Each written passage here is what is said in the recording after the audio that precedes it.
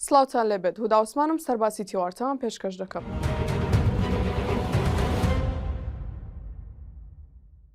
نێچیروان بارزانی سەرۆکی هەرێمی کوردستان لەگەڵ ئەلێکساندەر شاڵنبەرگ وەزیری دەرەوەی نەمسا کۆبووە و ڕایگەیاند دەبێت کێشەکان لەسەر بنەمای دەستوور چارەسەر بکرێن و سیستەمی فیدراڵی بە تەواوەتی جێگیر بکرێت.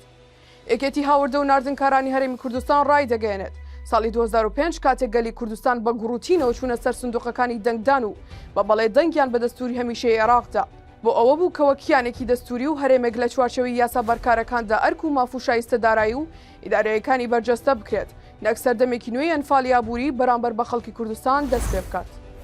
حەمەد سعید وەزیری ڕۆشنبیری حکوومەتی هەرێم لە نووسینێکدا لە ژێر ناوی پەیامێک بۆ براکەم پەیامێکی ئاراستەی حکوومەتی عێراق کردووە دەڵێت تۆ دەزانی کورد نەتەوەی و کوردستان نیشتیمانی کورد و چەند نەتەوەیەکی ترا لە دێر زەمانەوە کورد لەسەر خاک و نیشتیمانی خۆی دەژی و وەک برا لەگەڵ نەتەوەکانی تر هەڵسوکەوتی کردووە.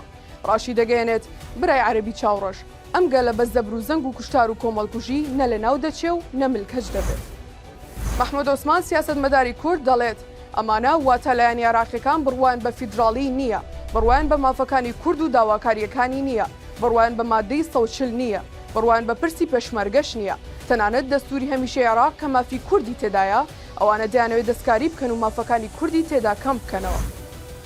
ڕۆژی چوارشەممە 22 خەرمانان سەمیر ئەحمەدی چالاکوان لەلایەن هێزەمنیەکانی شاری سەخزەوە لە یەکێک لە شەقامەکان ئەم شارە و بە ئۆتۆمبیلی تایبەتی خۆی بەبێ بڕیاری دادگا دەستگیر کرا.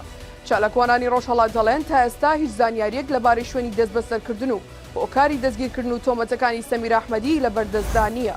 سەرباسی تیوارم پێشکەشکردن هەر شاد بن.